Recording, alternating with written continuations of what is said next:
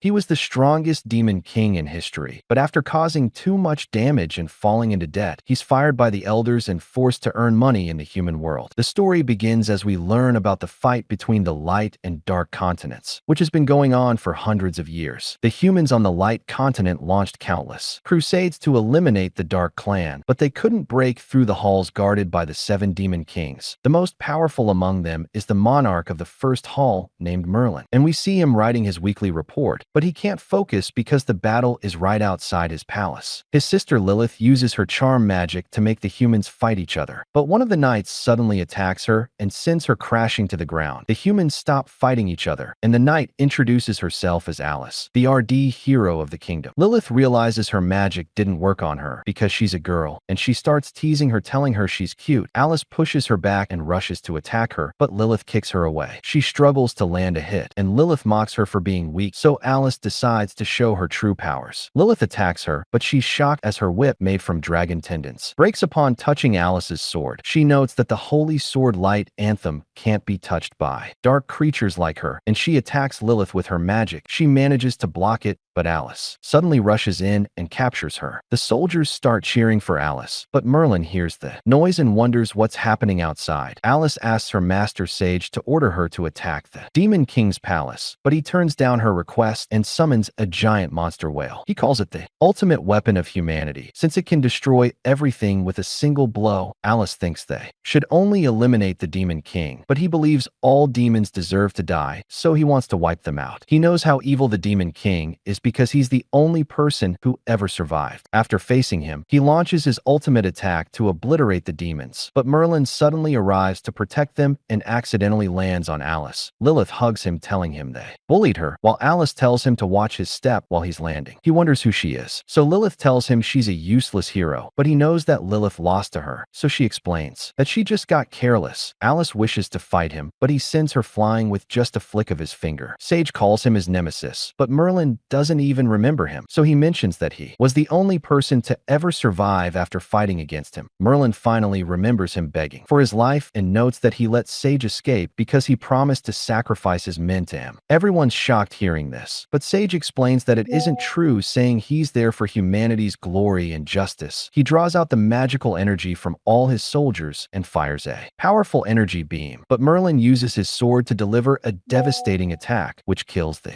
monster in an instant. Sage begs for forgiveness and blames Alice for the attack, but they suddenly hear a bell, which freaks Merlin out as he realizes that the weekly meeting has started. He runs toward his palace, but Alice stops him, so he mentions that even though she's too weak for him, he'll use his Dark Blade Vortex because she came all the way to fight him. He unleashes a destructive sword attack, and Alice tries to block it with her barrier, but she gets overwhelmed, and it cuts through the ground. At the meeting, they're all disappointed at Merlin because he has the worst performance out of all the Demon Kings. He mentions that he defeated the most crusades and destroyed millions of humans, but they tell him he isn't making money for the palace. They explain that every time he goes fighting, he causes serious damage to the land of darkness, so his total debt has reached trillion yen, and they ask him to pay it immediately. Merlin tries to sneak out of the palace, but Lilith thinks he's playing hide and seek. He tells her the demon realm is too small for him, so it's time for him to explore the outside world, thinking his absence will make everyone realize how important he is. She wonders if he was fired, but he tells her it was totally his own decision, and the elders try to stop him. He mentions that he's leaving because of his curse, which shrinks his heart if he doesn't fight strong opponents, so he must find them in the kingdom of light. But she thinks he has no skill other than being a demon king, so he won't survive in the outside world. She wishes to accompany him, but he notes that he must pay trillion for all the damages he caused if he stays there, so she quickly jumps back and wishes him luck in earning enough to pay back his debt. As he leaves, she thinks that even though he's the strongest demon king, he's still an idiot who will return after he fails in the outside world, so she thinks he'll come back crying, but hopes the experience will help him grow as a person. Meanwhile, Alice notes that if it weren't for her mithril armor and light anthem, she wouldn't have survived, but she realizes that Lilith is approaching, so she plays dead. Lilith thinks it's a miracle that her body is still intact, but she doesn't want to let her beautiful face turn to dust, so she decides to take her to the palace and keep her as a collectible. She tries to pick her up, but she's too heavy, so she decides to just take her head, but Alice moves to dodge the attack. Lilith wants to have a rematch, but Alice knows she's in no condition to fight, so she tries to escape, and Lilith orders her wolves to chase her. Meanwhile, Merlin reaches the sea, which the humans demons cross to reach the demon realm, and he realizes he used too much force with the blade strike earlier because it damaged all the ships. He knows the demons can't swim, so he thinks he has no choice but to return, but a small boat suddenly floats towards him, and he decides to row himself across the sea. Meanwhile, Alice continues to run from the wolves, and she remembers how her master told her she isn't ready to face the demons. But she didn't want to become like her master, who did nothing but stay on the snowy mountain, so she insisted on going on an adventure. She starts crying as she realizes that the outside world is scary, and she thinks she needs to work on her skills when she gets back. She takes out one of the wolves and feels relieved because only one elite tier beast is left, but it suddenly transforms into its final form, which freaks her out. She struggles to defend herself and thinks she won't survive, but Merlin suddenly stops the wolf. He thinks she would make the perfect slave, so he tells the wolf named Fatty to tell Lilith that Alice belongs to him, which freaks her out. He tells her he saved her life, so she must serve as his slave to return the favor. He carries her to the boat, and she tries to resist, but she's no match for him, and he tells her to start rowing. Alice dreams about defeating Merlin, and she's about to marry a prince, but Merlin wakes her up telling her to get to work. She thinks about getting her revenge one day, and as she gets lost in her thoughts, she starts roaring aggressively. She notices him standing firm despite the strong currents, but she soon realizes he's taking support from a wooden board. After some time, she smells the delicious food he's cooking, so she gets distracted, but he mentions that she's a useless hero, which upsets her. So she stops rowing, telling him they'll simply drift to death. He tells her she'll be rewarded if she works well, and even though she's against having that food, she isn't able to resist it. She apologizes to her master, saying a demon king shouldn't be able to cook such delicious food, so it's against the laws of nature. The sharks are attracted to the smell of food, and she tells him to stop roasting, but he ignores them. So she tells him the sea is home to more dangerous creatures. He points towards her back, and she's scared seeing a shark up close, but he sends it back with his conqueror's haki. He thinks he's the most dangerous creature in the sea, but she notes that she was talking about the sea monster, which is the most terrifying predator in the sea. She reveals that even their army had to smear the holy dragon's poop on their ships just to avoid its attack, and he realizes that it's the reason why the army smells so weird. But she notes that the holy dragon's poop is a precious treasure because the holy dragon disappeared, so its poop is more precious than gold. She thinks he must have never heard about the holy dragon, but he takes out a contract crystal used for binding demonic beasts. He opens a portal through which he contacts Bucky, thinking he no longer needs to leave because he can earn the extra money by selling its poop. Alice can't believe the holy dragon turned into a pet, so he explains that he defeated it and made it his pet, but she's still in shock because the holy dragon is supposed to be the strongest being in the world. He thinks Bucky will find him through the crystal and take him back to the palace, but it suddenly slips out of his hand and falls into the sea. Merlin tells Alice to continue working, but he notices that all the fish around them have suddenly disappeared, so he thinks a dangerous predator must be nearby. The sea monster appears before them, and Alice asks him to chase it away, but he mentions that he can't swim. She wonders why he's acting so strong when he can't even swim, so she realizes that she must deal with it herself. She jumps to attack it, but her sword can't pierce through its skin, and she loses all hope. Merlin tells the monster to become his new slave and carry him across the sea, but it rejects his offer and shoots water at him. So he uses his sword to attack it, killing it in an instant. Alice can't believe how powerful he is. They finally reach the shore, and Merlin notes that they only made it because he's such a good leader. He thinks Alice is a useless slave because she lacks strength and brains, so he decides to part ways with her, but before he leaves, he tells her to take off her armor because he wants to earn money by selling it. Alice appears in the court where she's held responsible for the death of her fellow soldiers because she wasn't strong enough to defeat Merlin. She's stripped of her status as a hero in order to pay million gold since she lost the precious mithril armor after a year. We see Alice fighting against pirates, but they think she's too weak to defeat them. She frees the girl they kidnap and tells her to stop worrying because she'll engage them until backup arrives. She shoots ice to freeze the captain's feet, but as she tries to finish him off, she's blocked by another pirate who pushes her back. She tells them they won't be able to lay a hand on the girl as long as she's alive, but they just laugh at her. They explain that she's just an elite tier hero while they're at the holy tier, so she can't do anything to them. They prepare to attack her, but Merlin suddenly lands on top of them. He mentions that he couldn't wait for them to complete complete their show since his curse would have activated. They think he's weak because they can't sense his magic, so they decide to fight him. He uses his sword to defeat them, but his attack creates a massive explosion which destroys their ship as well as the reinforcement ship sent to rescue the mayor's daughter. Alice can't see his face, so she considers him a hero and starts praising him, but he leaves before she can learn about his identity. After that, a reporter named Bella mentions that the queen considers Merlin a wanted criminal. She reveals that no one knows his real name, and they've given him the title of Nightblade, but Alice refuses to accept it since she considers him the real hero. She's irritated that the TV is still showing the interview, and she's happy that she was able to collect gold, but she realizes that she still has a long way to go before she can clear her debt. She recalls how Merlin ruined her life and hits the table out of frustration, but she accidentally spills water on her next mission contract. She notices that the wanted criminal looks like Merlin, but she thinks that a demon king couldn't be a freeloader. She realizes she's late for her carriage, but she starts hugging her poster of Nightblade, asking him to bless her and curse the demon king. Meanwhile, Merlin sees his wanted poster, but he isn't happy that he only has a bounty of gold. He realizes he was careless because he wasted all the money he got from selling the armor, but he thinks everyone should be honored if he dines at their place instead of calling him a freeloader. He finally sees a village, but two bandits try to rob him, telling him they'll be punished if they don't take something to their master. They ask him to hand over his sword, but he warns them that they'll die the moment he takes it out. The bandits laugh at him, and one of them uses his knife to instantly peel off an apple, asking Merlin if he's afraid. But Merlin uses his sword to cut him into pieces, and he takes the apple while the second bandit runs away. He turns into a goblin. So Merlin realizes that they use transformation magic to look like bandits. The goblin tells the king that a human killed his companion, but it makes him happy. We learn that they disguised themselves as bandits so that they could provoke the humans to break the peace treaty. And the king orders his subjects to attack a human village. Merlin sends a letter to Lilith telling her he's living a luxurious life and that everyone loves him, so he won't return to the Demon King's palace unless the old men apologize to him. But she knows he's just bluffing. He tries to leave a hotel without paying, and the owner recognizes him as the infamous freeloader who has been causing trouble in the south. He asks everyone to help him catch Merlin, but he manages to escape. He notes that he didn't want to cause trouble, but a boy named Henry suddenly appears before him. He instinctively holds his sword. So Henry wonders if he's performing, telling Merlin he'll reward him if he puts on a good show, but Merlin can't take out his sword because it would kill Henry and destroy the village. So he just tries to trick him, but Henry gets angry and calls him a useless bum. So Merlin becomes angry and throws away Henry's ice cream, making him cry. Alice also arrives in the village, and the adventurers tell her it's an honor to travel with a hero, but she mentions that she no longer has that title, so they wonder what happened. As she's about to explain, a man starts shouting about a new book, which is about the secret romance between the Demon King and the female hero. She becomes embarrassed because she thinks it's about her adventure with Merlin, and the man notes that millions of copies have been sold, so she falls into despair. The adventurers discuss how they will deal with the goblins, but seeing them talk about their marriage scares her because she thinks they'll die during the mission. The girl named Priest wishes her luck on her mission, and she notes that they don't mind the cross-species romance of Alice and the Demon King. She looks at the Lonnie poster and wonders why a freeloader has a huge bounty on his head, but she thinks it will be an easy job. Merlin goes to a nearby inn and enjoys delicious food, but the owner catches him when he tries to sneak out. She notes that the restroom is in the opposite direction, so he mentions that he's looking for a job, but she asks him if he has any skills relevant to the inn. He shows his dancing and singing skills, which impresses everyone, and she decides to hire him, telling him his base pay is 1 gold, and he also gets a % commission on drink sales. He wonders how she can afford such good pay, so she tells him they run 2 shifts. Everything's normal during the day shift, but at night they serve plenty of female customers, so he needs to make the environment lively. She introduces herself as Martha, and he comes up with the nickname Daisy for his night shift. She mentions that she'll deduct the cost of his meal from his first salary, and she introduces him to her son Henry, who calls him a freeloader, but she hits him for being rude. She tells him to show Merlin the guest room, and on their way Merlin tries to bribe him so that he won't tell her about their first encounter. He offers to teach Henry his blade strike so that he can fight holy tier opponents, but he doesn't trust Merlin. He notes that only a talented person like the Nightblade can defeat a holy tier opponent, so Merlin tells him he's the Nightblade, but Henry refuses to believe him. Meanwhile, the adventurers struggle to defeat the goblins because they weren't expecting expecting to fight an entire army of them. They realize they have no other option, so they try to escape. But they get captured by the Goblin Chancellor named Gia. Merlin starts working at the inn, and he focuses entirely on the female customers to win their hearts. But the male customers are insecure because of him. Martha is pleased with his performance because he increased their sales, and she believes he must have excelled in his previous jobs as well. She thinks his nickname, Daisy, might look odd in the newspaper, but he fears it will lead to more embarrassment, so he tells her they don't need ads. Henry interrupts them, saying he's just a freeloader.